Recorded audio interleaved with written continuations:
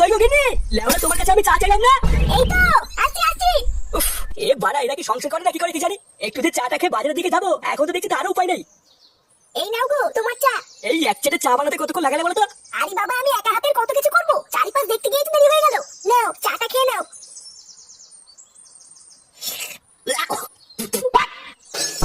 বাড়া এটা কি চা না তোমার জল? হ্যাঁ কেন গো ভালো হয়নি?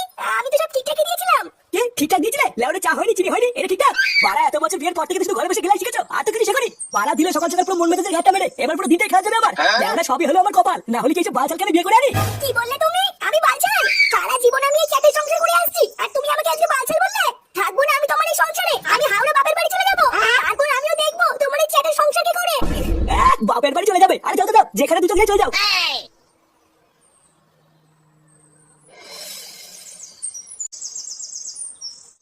কি বলছো কি দাদু? তুমি আজকে রাত্রিবেলা মাংস রান্না করে খাবো?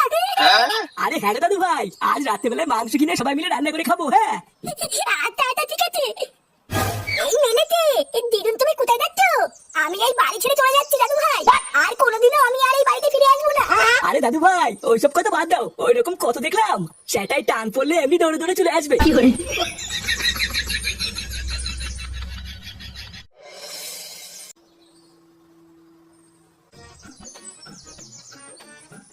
মা ও মা, খিদে পেয়েছে, খেতে দাও। এই কি রে, কি হয়েছে নাকি? সারের মতন চিল্লাতিস কেন? খিদে পেয়েছে, ভাত খাবো। মা কোথায়? তোর মা নেই, বাড়ি ছেড়ে চলে গেছে। কি?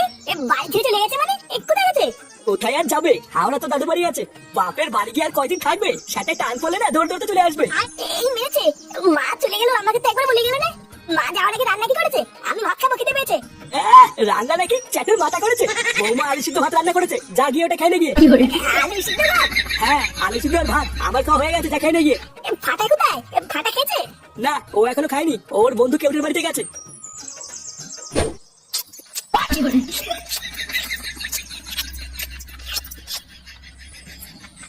জানো মা, ফাটা দিদা না আজকে সকালবেলায় বাড়ি থেকে চলে গেছে। ওই জন্যই তো ওদের বাড়িতে কিছু রান্না হয়নি বলে ফাটা আমাদের বাড়িতে খেতে চাইলো। ও মা তাই? তোমার দিদা হঠাৎ চলে গেল কেন? কি জানি, আমি তো জানি না। সকালবেলায় উঠে দেখলাম দাদুর সাথে ঝাপাঝাপি করছে, তারপর দেখলাম চলে গেল। ওই জন্যই তো কেউটি আমার বন্ধু বলে খেতে এসেছি, না হলে কি আসতাম নাকি? না না শেখাও, তোমার যখন ইচ্ছে হবে তুমি তখনই এসে খেয়ে যাবে, ঠিক আছে? আচ্ছা ঠিক আছে, আমার যখন ইচ্ছে আমি চলে আসবো। আমার বাবা ওই জন্য নদী টদী নেই। খা ফাটা, তুই পেট ভরে খা, তোর জন্য আমি আছি তো নাকি? আচ্ছা আচ্ছা ঠিক আছে।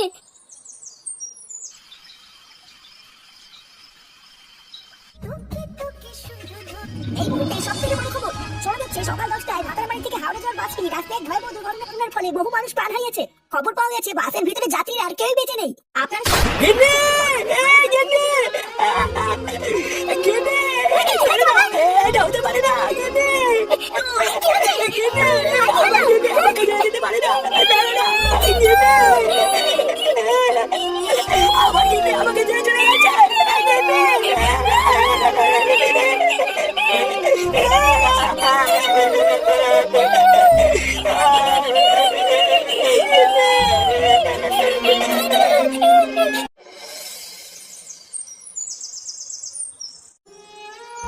ইস, হঠাৎ যে এরকম একটা এত বড় দুর্ঘটনা ঘটে যাবে এটা তো আমরা ভাবতেও পারিনি। কাকিমা এইভাবে চলে যাবে এটা তো আমার বিশ্বাসই হচ্ছে না। হ্যাঁ গো বলটুদা, আমার তো এখনো মনে হচ্ছে আমি ভুল শুনছি। কাকিমা আমাদের কত ভালোবাসতো, আমার তো এখনো বিশ্বাসই হচ্ছে না। তা হ্যাঁ রে ফুটো, তোরা কি করে জানলি যে কাকিমা আর নেই? কি করে আমার জানবো? বাবা বলেছে মা সকালে 10টার বাসে করেই হাওড়া দাদু বাড়ি গেছে। তখন থেকে বাবা টিভিতে দেখেছে যে ওই বাসটি অ্যাক্সিডেন্ট হয়েছে, তখন থেকে বাবা কেমন যেন একটু হয়ে গেছে জানিস। হ্যাঁ সে তো হওয়ারই কথা, 10টা না 5টা না একটা মাত্র বউ। তুই নিজেকে শক্ত কর ফুটো, তুই ভেঙে বললে কাকুকে কে দেখবে? জানিস কালকে রাত থেকে বাবা কিছু খাচ্ছেও না, কারোর সাথে কথা বলছে না। বাড়া আমি যে এখন কি করবো কিছুই তো বুঝতে পারছি না। আচ্ছা এতক্ষণ ধরে আমরা তোর বাড়িতে এসেছি, কাকুকে তো দেখছি না, কোথায় কাকু?